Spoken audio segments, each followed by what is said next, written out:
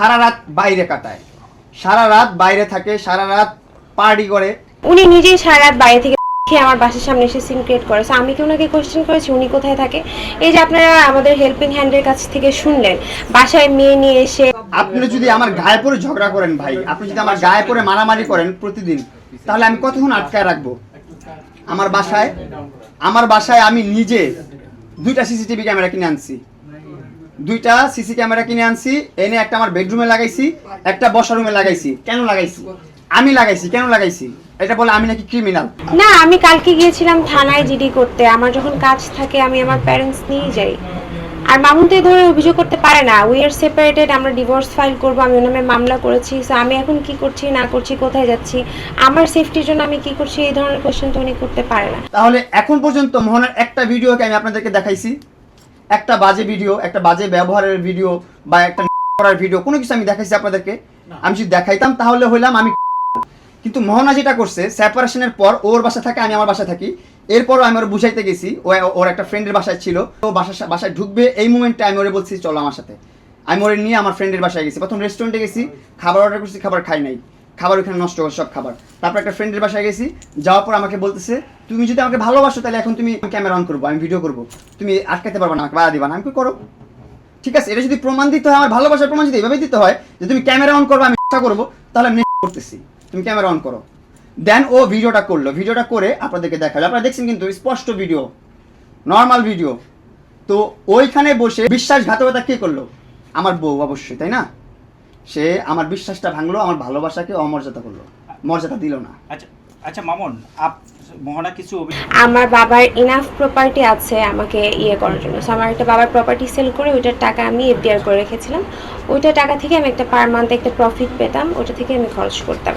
আর যে গাড়ি কেনার টাকাটা ওটা আমি এফডিআর ভেঙে দিয়েছি। সুযোগ দিচ্ছে যে আপনাকে 40 লক্ষ টাকা দিয়েছে, সে কিন্তু যথাযথ প্রমাণ দিতে পারেনি। আপনিও কিছু অভিযোগ দিচ্ছেন কিন্তু আপনারও কোনো প্রমাণ দিতে আমার কোন অভিযোগের প্রমাণ লাগে বলেন? প্রমাণ এই যে আপনি যে কথাগুলো বলছেন যে আমি কোনো কিছু দেখাতে পারেন, আপনি নির্যাতনের শিকার হয়েছেন, সেই নির্যাতনের শিকার হয়েছে, সেই প্রুফগুলো তিনি দেখিয়েছেন। না, আমি তো আপনি দেখাতে চাচ্ছেন না, মানে এটা কি, মানে কেন দেখাতে চাচ্ছেন না, বা আসলে এটা নিয়ে আপনি কি? কারণ ওই স্টিল আমার ওয়াইফ, ও স্টিল আমার বউ। তো ওর বদনাম করা মানে আমার নিজের বদনাম করা, আমার নিজের ঘরের বদনাম করা, আমার নামের বদনাম করা। সো আমি ওর বদনাম করতে চাই না। আমি শুধু এতটুকুই বলতে চাই, যদি আমি 2% করে থাকি, ও 1% হলেও করছে সংসারে। হ্যাঁ, উল্টাপাল্টা কাজ ও 1% হলেও করছে। আমি এত কিছু বলতে চাই না, আমি শুধু এতটুকু বলতে চাই যে মোহনার পাশে কোনো একটা মেন্টর আসেন, কোনো একটা মানুষ আসেন যে আসলে ওরা বুঝাইতে পারবেন ওরে আসলে ব্ল্যাক ম্যাজিক করা হয়েছে। আমি যেটা এখন বুঝতেছি, না হলে মানুষ এতটা অবুঝ থাকতে পারে না, মানুষ এতটা মানে আবালের মতন অশিক্ষিতের মতো কথা বলতে পারে না। ও ইনাফ এডুকেটেড, ইনাফ, ও কোনো ধরনের প্রুফ দিতে পারতেছে না আপনাদেরকে, তারপরেও ও কন্টিনিউয়াসলি আমাকে এলিগেশন দিচ্ছে। তার মানে কি? ওর ব্রেনটা টোটালি ওয়াশ করা হয়েছে, টোটালি ওর ব্রেন ওয়াশ করা হয়ে গেছে। লিখন 18 তারিখ তো আমার সেপারেশন হয়েছে, 2 তারিখ প্রেস কনফারেন্স প্রথমবার করছে, আজকে 11 তারিখ, আজকে আবার প্রেস কনফারেন্স করছে। আমি জানি না 2 দিন পর পর আর কি হইতেছে। 2 দিন পর পর এই আপনাদেরকে কিন্তু বলছে যে আমি কাবিন ব্যবসা করব না, আমি মামলা ব্যবসা করব না, আমি আরও কত কিছু আছে না, ভিউ ব্যবসা করব না, এগুলো বলছেন আপনাদেরকে। কিন্তু কি এগুলোই করতেছে শেষ পর্যন্ত। যদি কিছু বলার হতো তাহলে আমার কাছ থেকে সেপারেশন নিয়ে গেছে ও 18 তারিখ, ও 18 তারিখই বলতো। 18 তারিখ কেন বলে নাই? 18 তারিখের জায়গায় 19 তারিখ বলতো, 20 তারিখ বলতো, কেন বলে নাই? ও বলছে ওর বাবা অসুস্থ, ওর বাবা মরণবেদির রোগে আক্রান্ত, ওর বাবা মরে যাবে, ওর যেতে হবে ময়মনসিং ইমিডিয়েটলি, এখন সেপারেশন লাগবেই। সেপারেশন নিয়ে তারপর ও ময়মনসিং যাবে। কিন্তু সেপারেশন নেওয়ার পর এখন পর্যন্ত ও ময়মনসিং যায় নাই, ও ময়মনসিং যায় নাই, ওর বাবার কাছে যায় নাই, এবং ওর বাবা ওর বাসায় আসছে। ওই মরণবেদি মানুষ বাসায় চলে আসছে হেঁটে। বুঝছেন কিভাবে গেম সাজায়, কিভাবে গেম খেলে। আমার ওয়াইফের কাছ থেকে আমি কখনো এগুলো আশা করিনি। আসলে ওর মধ্যে আমি একটা ভালো সোল, গুড সোল দিক করে ভালোবাসছি, কিন্তু ওর মধ্যে মনুষ্যত্বটা নাই, ওর মধ্যে মনুষ্যত্ব নাই, ওর মধ্যে কোন প্রকার মনুষ্যত্ব আমি দেখতেছি না কোনোভাবে। একটা হাজবেন্ড, এখনো স্টিল আমি ওর হাজবেন্ড, এখনো আমাদের ডিভোর্স হয় নাই, তালাক হয় নাই, ও সেপারেটেড, ও ওর মতো আছে। একটা মানুষ কতটা অমানুষ হইলে নিজের বাসায় থাকে না, আমাকে ব্লক করে রাখছে সব জায়গা থেকে, আমাকে ইচ্ছে হলে আনব্লক তো করে না, ও তো ফোন দিতে পারে, আমি তো ওরা ব্লক করি না। ও ফোন দিতে পারে, ফোন দিয়ে গালাগালি করে আবার ফোন কেটে দেয়, আমি আর কল ব্যাক করতে পারি না। আমি যদি আননোন কোনো নাম্বার দিয়ে কলও করি, সেই নাম্বারটা কল রিসিভ করার সাথে সাথে আমার কলটা শুনতে পারার সাথে সাথে কলটা কেটে দেয়।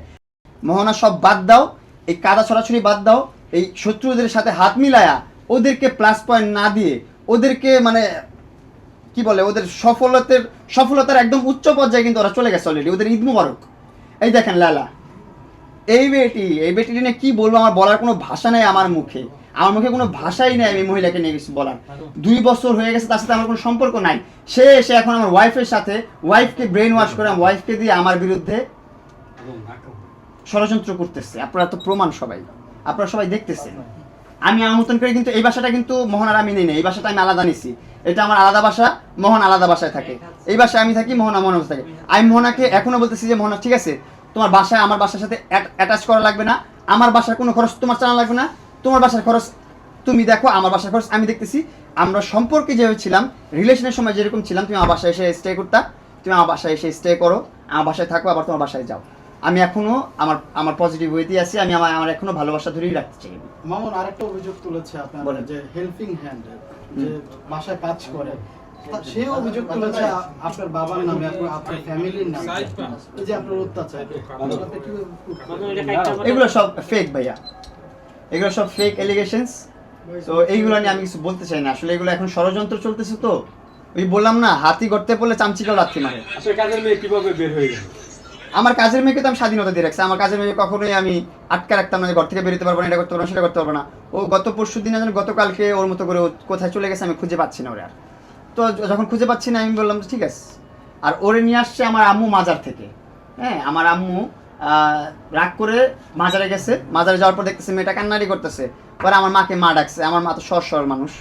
যখন আমার মা ডাকছে, তখন আমার মা কি করছে, মায়া কান্না দেখে মায়া পরে মেয়েটাকে নিয়ে আসছে বাসায় এনে রাখছে, সেই পালছে। তো আজকে আচ্ছা, আপনার বিরুদ্ধে আরেকটা অভিযোগ তুলেছে, আপনি এই বাসার মধ্যে একাধিক নারী নিয়ে আসতে, গতকালকে মজা উনি মাস্তি করতে, এবং আপনার রানিং ওয়াইফ যিনি মোহনা, তিনিও বলেছেন।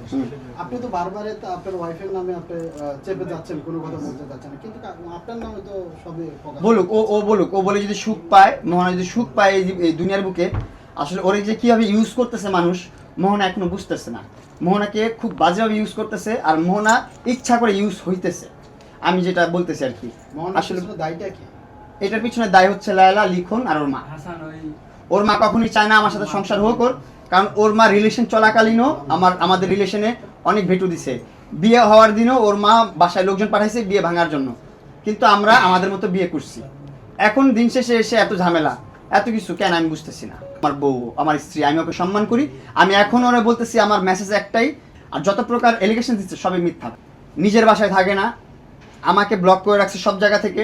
আমাকে ইচ্ছে হলে আনব্লক তো করে না, ও তো ফোন দিতে পারে, আমি তো ওর ব্লক করি না। ও ফোন দিতে পারে, ফোন দিয়ে গালাগালি করে আবার ফোন কেটে দেয়, আমি আর কল ব্যাক করতে পারি না। আমি যদি আননোন কোনো নাম্বার দিয়ে কলও করি, সেই নাম্বারটা কল রিসিভ করার সাথে সাথে আমার কলটা শুনতে পারার সাথে সাথে